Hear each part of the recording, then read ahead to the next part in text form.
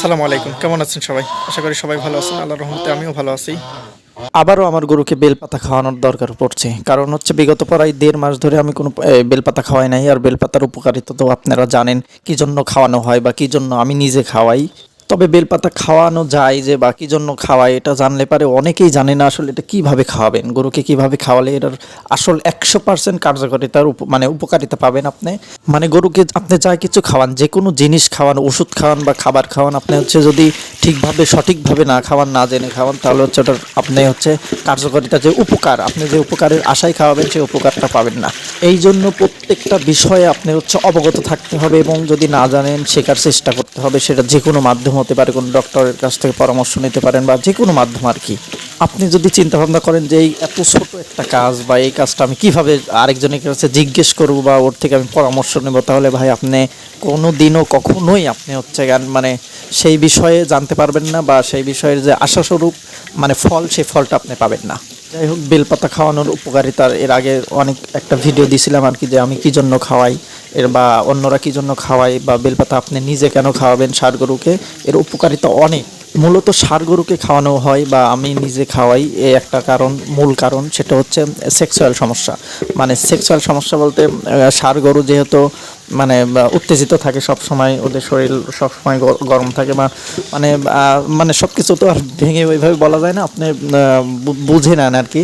তো এই কারণে সেক্সুয়াল সমস্যার কারণে গরুকে হচ্ছে বেলপাতা খাওয়ানো উচিত, বা আমি নিজে খাওয়াই এর একটাই কারণ।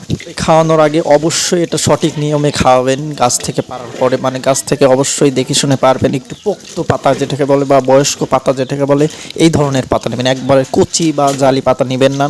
মূলত চেষ্টা করবেন এটা হচ্ছে যাতে হচ্ছে একটু বয়স্ক পাতা হয় বা দেখা যাচ্ছে একটু পুরনো পাতা হয়, এই টাইপের পাতাগুলো নেওয়ার চেষ্টা করবেন। তবে নেওয়ার পরে গাছ থেকে পাড়ার পরে এটা ভালোভাবে সুন্দরভাবে ধুয়ে ফেলবেন। এখন অনেকে বলবেন যে ভাই ধুবো কেন, গরুকে যেহেতু ঘাস খাওয়াই মানে ও আরও লতা পাতা খাওয়াই, এগুলো তো ধোয়ার প্রয়োজন হয় না। ক্ষেত্রে আমি একটা কথা বলি, সেটা হচ্ছে আপনি ওষুধ খাওয়ান আর যেটাই খাওয়ান, গরুকে যদি অপরিষ্কার রাখেন বা অপরিষ্কার খাবার খাওয়ান, তাহলে অবশ্যই অসুস্থ হবে। যদি ওষুধও হয় বা ওষুধও খাওয়ান, যদি অপরিষ্কার পাত্রে খাওয়ান, তাহলে গরু আরও অসুস্থ হবে সুস্থ হওয়ার পরিবর্তে।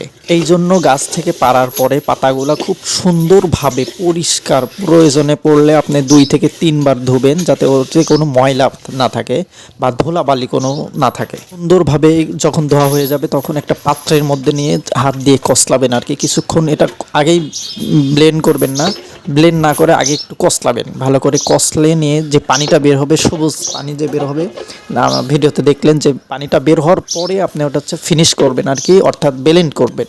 সুন্দর করে ফিনিশ হয়ে যাওয়ার পরে আপনি চেষ্টা করবেন ওটা হচ্ছে খালি খাওয়ানো। যদি খালি না খায়, আমি যেমন গমের ছাল দিয়ে খাওয়াচ্ছি, আপনি চাইলে এইভাবে খাওয়াতে পারেন। আবার যদি আপনি চান যে বোতলে করে অথবা আপনি ওষুধ যেভাবে খাওয়ান সেভাবে খাওয়াবেন। তবে এটা চেষ্টা করবেন সব সময় আপনি অল্প যদি গমের ছাল দিয়েও খান, তাহলে চেষ্টা করবেন অল্প পরিমাণের ছাল দেওয়ার। খেয়াল রাখবেন পাতার তুলনায় যাতে গমের ছালটা বেশি না হয়ে যায়, অর্থাৎ আমি দেখতে পারতেছেন যে আমি ছালটা দিচ্ছি, ওই ছালটা পাতার জন্য সবুজ হয়ে গিয়েছে।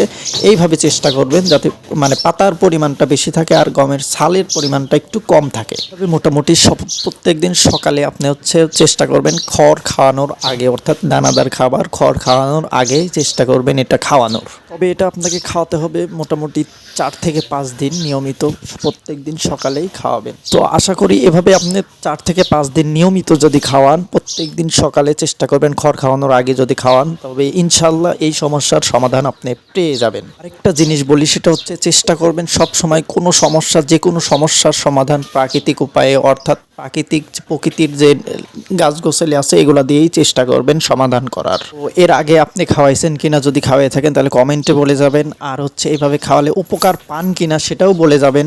ভবিষ্যতে যদি খাওয়ান, তো আগে আমি প্র্যাকটিক্যালি খাওয়াইছি, নিজে খাওয়ায় উপকার পাইছি। এর আগে ভিডিও দিয়েছিলাম আমি অনেক আগে, প্রায় 1.5 মাসের মতো হয়ে যাবে আর কি, 1.5 মাস আগে খাওয়াইছিলাম। তো আবার খাওয়াচ্ছি, এটাও শেয়ার করব যে এটার কেমন উপকারিতা পেলাম। আর সবাই দোয়া করবেন আমার জন্য।